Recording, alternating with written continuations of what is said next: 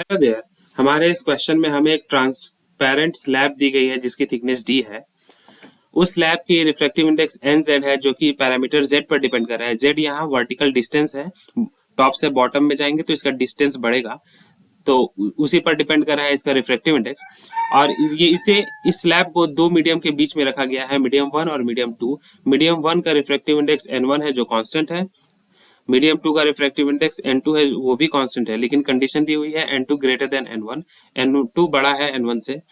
और मीडियम 1 में ray incident हो रही है थीटा आई एंगल से, और फाइनली इस स्लैब से होते हुए वो मीडियम 2 में रिफ्रैक्ट हो रही है थीटा एफ एंगल से।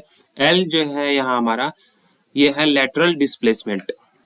सिंस यहाँ इंसिडेंट और रिफ्रैक्शन हो रहा है तो हमें पता है स्नेल्स लॉ हम लगाते हैं, जब लाइट ऐसे कुछ आता है वर्टिकल से वो नॉर्मल से आई एंगल बनाता है मीडियम 1 में, और मीडियम 2 में वो रिफ्रैक्ट होकर ऐसे जाता है, और यहाँ पे आर एंगल रहता है n2 मीडियम में, रिफ्रैक्टिव इंडेक्स है ये सब। तो अकॉर्डिंग टू स्नेल्स लॉ हम लिख सकते हैं n1 sine I is equal to n2 sine R, ये हमें पता है। तो स्नेल्स लॉ यूज करते हुए हम यहाँ क्या लिख सकते हैं इस केस के लिए, n1 साइन थीटा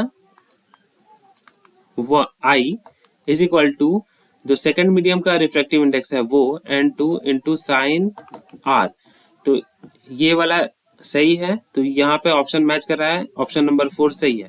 अब देखेंगे ऑप्शन नंबर 3 में सिमिलर है लेकिन n2 माइनस n1 किया गया है, तो यहाँ n2 माइनस n1 नहीं होगा। जो सेकंड मीडियम में जहाँ रिफ्रैक्ट हो रहा है लाइट उसका रिफ्रैक्टिव इंडेक्स लिया जाता है, ना कि डिफरेंस का। तो यहाँ पे ये ऑप्शन गलत हो गया हमारा।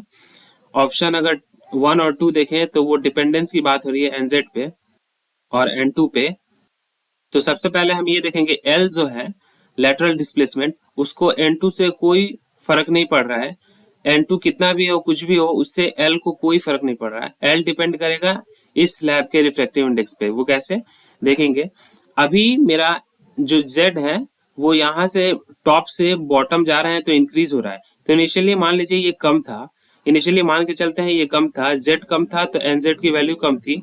तो ये मान लीजिए n1 ज्यादा था nz कम था, तो ये डेंसर मीडियम हुआ इनिशियली, ये रेयरर मीडियम हो गया। तो डेंसर टू रेयरर जब जाते हैं तो वहां पे लाइट जो है वो दूर रिफ्लेक्ट होती है, नॉर्मल से दूर शिफ्ट होती है।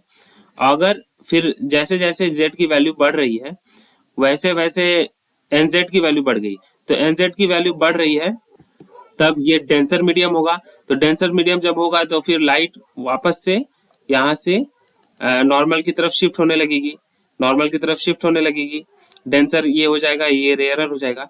तो यहाँ पे हम क्लियरली देख रहे हैं कि हमारा जो ये लेटरल डिस्प्लेसमेंट जो हो रहा है वो nz पे डिपेंड कर रहा है। तो ये ऑप्शन हमारा सही हो जा रहा है। L जो था इज इंडिपेंडेंट ऑफ n2, ये भी हमारा ऑप्शन सही है क्योंकि n2 पर डिपेंड नहीं कर रहा है L हमारा, तो ये भी ऑप्शन सही है। Hence option 1, 2 and 4 are correct. Thank you.